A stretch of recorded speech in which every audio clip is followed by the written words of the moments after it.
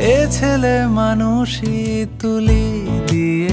নারী তারকাদের সৌন্দর্য মানেই বিতর্ক, এ যেন বিনোদন দুনিয়ার চিরন্তন সমীকরণ। বলিউড থেকে হলিউড সব জায়গাতেই অভিনেত্রীদের সৌন্দর্য চর্চা, বোটক্স কিংবা প্লাস্টিক সার্জারি নিয়ে চলে নানা আলোচনা। তবে এবার সেই প্রশ্ন ঘুরে গেল ঢালিউডে। আলোচনার কেন্দ্রে দুই বাংলার জনপ্রিয় অভিনেত্রী জয়া আহসান।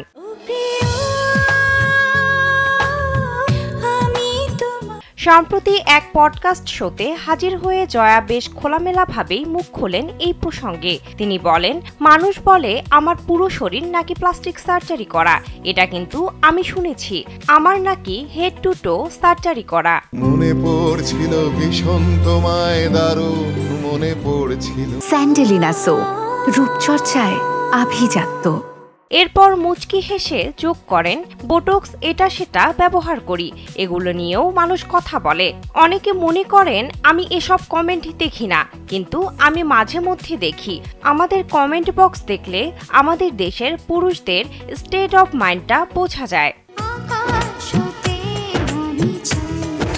তবে নিজের মুখে জয়া আহসান কখনোই সরাসরি স্বীকার বা অস্বীকার করেননি প্লাস্টিক সার্জারি প্রসঙ্গটি, বরং তিনি বিষয়টিকে এক ধরনের জীবনের অভিজ্ঞতা হিসেবেই দেখেছেন। এক প্রশ্নের জবাবে তিনি বলেন, এটা খুব দরকার ছিল। সবকিছুতে কি সো কল্ড সাকসেস হব? ভুল করেছি সেটা বলবো না, আমার লাইফে কোনো কিছু ভুল না, সেটা নিয়েই আজকের আমি।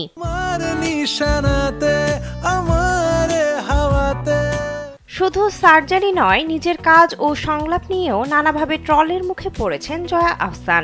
2016 সালে মুক্তিপ্রাপ্ত পূর্ণদৈর্ঘ্য প্রেম কাহিনী দুই ছবির মারো সংলাপ এখনও সোশ্যাল মিডিয়ায় মিম হয়ে ঘুরে বেড়ায়। পরবর্তীতে উৎসব ছবিতেও সেই সংলাপ নিয়ে ট্রল হয়, কিন্তু ট্রল বা সমালোচনা কোনো কিছুই জয়া আহসানকে থামাতে পারেনি। বাংলাদেশের গণ্ডি পেরিয়ে ভারতীয় চলচ্চিত্রেও তিনি এখন সমানভাবে প্রতিষ্ঠিত।